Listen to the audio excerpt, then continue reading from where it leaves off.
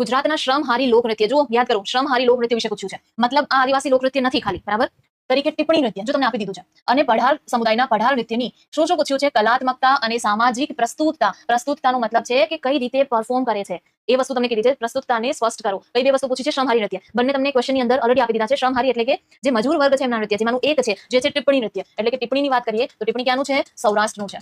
અને ટિપ્પણી કોના દ્વારા થાય છે? સૌરાષ્ટ્રની સ્ત્રીઓ દ્વારા થાય છે. સૌરાષ્ટ્રમાં કઈ જગ્યા પર? વેરાવળની ચોરવાડ, જે વેરાવળના ચોરવાડનો જે એરિયા છે, ખાસ કરીને ત્યાંની ખારવણ બહેનો, બરાબર, અને ત્યાંની કોળી અને ખારવણ બહેનો દ્વારા થાય છે. અને બીજું તમને આ એક ટિપ્પણી છે, અને બીજું તમને કીધું છે પઢાર નૃત્ય કીધું છે. તો પઢાર નૃત્યમાં આવશે નળકાંઠાના આદિવાસીઓ આવશે. અને આ નૃત્ય છે હંમેશા ખાલી કોના દ્વારા થાય છે? પુરુષો દ્વારા. એક પુરુષ પ્રધાન છે, એક સ્ત્રી પ્રધાન નૃત્ય છે. આ બંને નૃત્યને સમજાવવાના થશે. નૃત્ય શું છે? આઈ હોપ તમને ખ્યાલ છે આ બધી વસ્તુ. આપણે ડાયરેક્ટ ઇન્ટ્રોડક્શનથી સ્ટાર્ટ કરીએ.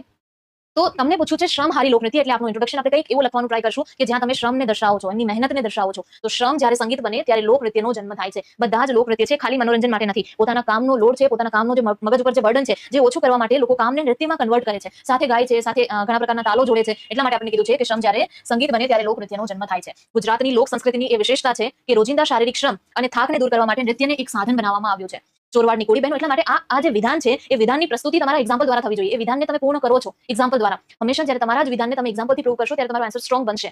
જેમ કે ચોરવાડની કોળી બહેનોનું ટિપ્પણી નૃત્ય અને નળકાંઠાના પઢારોનું પઢાર નૃત્ય, તેના ઉત્કૃષ્ટ ઉદાહરણ છે. આ વસ્તુ તમારે લખવાની થશે કે તમારે એક્ઝામ્પલ આપવાનું થશે, જે શ્રમ અને કલાના સમન્વયને દર્શાવે છે. આપણા ઇન્ટ્રોડક્શનમાં આપણે કીધું છે શ્રમહારી એટલે કે શ્રમ અને કલાનો સમન્વય થશે એટલે શું થશે? શ્રમહારી લોકનૃત્ય. ખ્યાલ પડે છે? તો શ્રમહારી લોકનૃત્ય શું છે અને કોનું છે, જે આપણે ઇન્ટ્રોડક્શન દ્વારા સમજાવી દીધું, બરાબર. હવે શું લખશો તમે કહો, તમારા આઈડિયાઝ એકવાર જણાવો.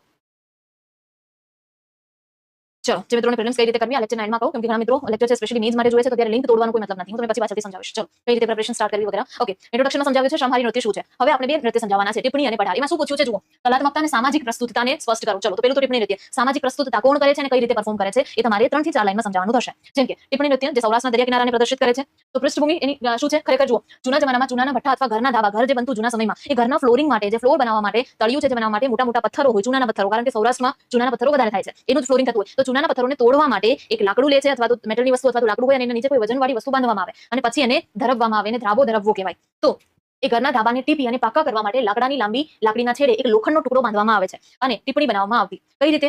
કોળી અને ખારવા સમુદાયની બહેનો, સ્ત્રીઓ કરે છે, ખાસ કરીને એકલી સ્ત્રીઓ કરે છે. ટિપ્પણીમાં કોઈ પુરુષો નથી. એટલે કોળી અને ખારવા સમુદાયની બહેનો એક સાથે તાલબદ્ધ અવાજ સાથે જમીન પર ટિપ્પણી પ્રછાડી અને શ્રમના થાકને આનંદમાં ફેરવે છે. અને ખાસ કરીને એની અંદર જે સંગીતનો ઉપયોગ થાય છે, જે પૂરક સંગીત, એની અંદર કઈ કઈ વસ્તુ, ઝાંઝ છે, તુરી છે, શરણાઈનો ઉપયોગ છે, તો જે મ્યુઝિકલ ઇન્સ્ટ્રુમેન્ટ તરીકે થાય છે, જે હવેના જે ખાસ કરીને પરફોર્મ થાય છે, ત્યારે બહેનો છે મોઢેથી ગીતો ગાય અને ખાસ કરીને ટિપ્પણી છે જેમના દ્વારા કરવામાં આવતી. તો આની અંદર તમે દર્શાવ્યું છે કે ટિપ્પણી છે જેની પ્રસ્તુતિ કઈ રીતે થાય છે, એ કઈ રીતે પરફોર્મ કરવામાં આવે છે. હવેના પરફોર્મન્સમાં લાકડું અને નીચે મેટલ હોય, મેટલની જે કેપ હોય એ પહેરાવેલી હોય લાકડીની અંદર, અને પછી લાકડી પછાડે એટલે અલગ અલગ પ્રકારના અવાજો આવે છે અને ટિપ્પણી નૃત્ય પરફોર્મ થાય છે. તો ચોરવાડ, વેરાવળની કોળી અને ખારવણ, આ બે સમુદાયની બહેનો છે જેમના દ્વારા કરવામાં આવતું નૃત્ય છે.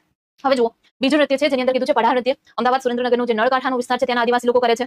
તો નળ સરોવર કિનારે વસતા કયો સમુદાય? પઢાર સમુદાય. તેમના લોકો ખાસ કરીને માછીમારી અને હલેસા એટલે કે હોડી ચલાવવા માટે આ વ્યવસાય સાથે સંકળાયેલા છે. પ્રસ્તુતિ એમની કઈ રીતે થાય છે, એમની કલાત્મકતા, તો ખાસ કરીને આ નૃત્યની અંદર જે લોકો છે પોતાના હાથમાં મંજીરા લે છે અને મંજીરાના તાલને એ રીતે દર્શાવે છે કે જાણે હોડી ચલાવતા હોય અને માછીમારી કરતા હોય એવું આખું દ્રશ્ય ઊભું કરવાનો પ્રયત્ન કરે છે. એટલા માટે પઢાર નૃત્ય છે, જેને મંજીરા નૃત્ય તરીકે પણ ઓળખવામાં આવે છે, અથવા તમે નળકાંઠાના લોકોનું પઢાર નૃત્ય પણ કહી શકો છો. અથવા એમનું ત્રીજું નામ છે હલેસા નૃત્ય. એટલે તમે તમારો આન્સર સમજાવો ત્યારે વસ્તુ તમારે લખવાની કે પઢાર નૃત્ય અથવા મંજીરા નૃત્ય અથવા હલેસા નૃત્ય. એટલે મંજીરાના તાલબદ્ધને દરિયાઈ સંસ્કૃતિની પ્રસ્તુતિ તરીકે પરફોર્મ કરવામાં આવે છે, બરાબર. એટલે હોડી ચલાવતા હોય, હલેસા મારતા હોય એવા દ્રશ્યો છે જે ઊભા થાય છે. એટલે આ જે બંને પેરેગ્રાફ છે જેમાં તમે સમજાવ્યું છે કે એમની સામાજિક પ્રસ્તુતિ કઈ રીતે થાય છે. તમને પ્રશ્નમાં પૂછ્યું છે, જુઓ, સામાજિક પ્રસ્તુતતા સ્પષ્ટ કરો અને કલાત્મકતા અને સામાજિક પ્રસ્તુતતા. એટલે આપણે બંને વસ્તુ છે, જે બંને નૃત્ય જે તમને પૂછ્યા છે, જેના વિશે આપણે ડિસ્કસ કર્યું છે. હવે લાસ્ટમાં જુઓ, હલેસા નૃત્યમાં જમીન ઉપર સૂઈ પગ ઊંચા કરી સાગરના મોજાઓ છે જે ઉછળતા હોય તેવી અદ્ભુત કરામતો દર્શાવવામાં આવે છે, બરાબર. અને જેની સામાજિક પ્રસ્તુતતામાં જુઓ તો આ નૃત્ય સાબિત કરે છે કે લોક જીવનમાં ખાસ કરીને કલા ભદ્ર વર્ગની વિલાસિતા નથી. એટલે કે કલા છે જે ખાસ કરીને એમના માટે નથી કે જે બહુ ઉચ્ચ વર્ગો છે, પરંતુ સામાન્ય શ્રમજીવી માણસના અસ્તિત્વ અને સહકાર્યની ભાવનાનું પ્રતીક છે. એમનું ટીમ વર્ક, એમની યુનિટી બતાવે છે. એટલા માટે બંને નૃત્યો એ શ્રમની ગરિમાનો આદર આપે છે અને લુપ્ત થતી આ કલાને પર્યટન ઉત્સવો જેમ કે તરણેતરનો મેળો છે, કાંકરિયા કાર્નિવલ વગેરે છે, જેમાં યોગ્ય સ્થાન આપી અને વૈશ્વિક સ્તરે જેમનું સ્થાન છે જે જાળવી રાખવું જોઈએ. તો પ્રશ્નની અંદર આપણે આ રીતે બંને જે નૃત્ય છે જેને આપણે સમજાવવાનો પ્રયત્ન કર્યો છે, બરાબર. પ્રશ્નની અંદર પૂછેલું કે ગુજરાતના શ્રમહારી નૃત્ય ટિપ્પણી અને બીજું છે પઢાર નૃત્ય છે કે જેની લાક્ષણિકતાઓ, કલાત્મકતા અને સામાજિક પ્રસ્તુતતા પર નોંધ લખો. એટલે આખો પ્રશ્ન છે જેને આપણે આ રીતે સમજાવવાનો પ્રયત્ન કર્યો છે. આજે ટોટલ હું તમને 6 પ્રશ્નો કરાવું છું. 6 ક્વેશ્ચન્સની પ્રેક્ટિસ એક દિવસમાં કરો છો, મતલબ બહુ સારી છે. એક સબ્જેક્ટના 6 પ્રશ્નો તમે કરો છો, વિચારો. આ રીતે હરેક લેક્ચરની અંદર આપણે ટ્રાય કરીએ છીએ પ્રશ્નો કરવાની, બરાબર. તો આ રીતે હું જેટલા પ્રશ્નો કરાવું છું આટલાની તમે રોજ પ્રેક્ટિસ કરશો તો તમારી મેઇન્સમાં કામ આવશે, કારણ કે ગુજરાત કલ્ચર અગત્યનો વિષય છે, મેઇન્સ ઓરિએન્ટેડ, બરાબર. ચલો આગળ વધીએ. આમાં કોઈ ડાઉટ હોય, કોઈ ક્વેરી હોય તો મને કહી દો. વધારે સ્પીડમાં જતું હોય તો તમે જણાવી શકો છો. ચલો આના પછી તમારે મારી પાસેથી આમાં એક આઈડિયા લેવાનો છે. પ્રશ્ન તમારે જાતે લખવાની ટ્રાય કરજો. ઇન્ટ્રોડક્શન છે, જેટલું બને એટલું સ્ટ્રોંગ લખજો, ઓથેન્ટિક વર્ડ્સ લખજો, જે કલ્ચર રિલેટેડ છે, તમારી ભાષા છે જે એનહાન્સ થયેલી હોવી જોઈએ મેઇન્સમાં. નો ડાઉટ તમે ગુજરાતી હશો, ગુજરાતી બોલતા હશો, લખતા હશો, પણ ભાષા છે જે જ્યાં સુધી થોડા ઓથેન્ટિક વર્ડ્સ નહીં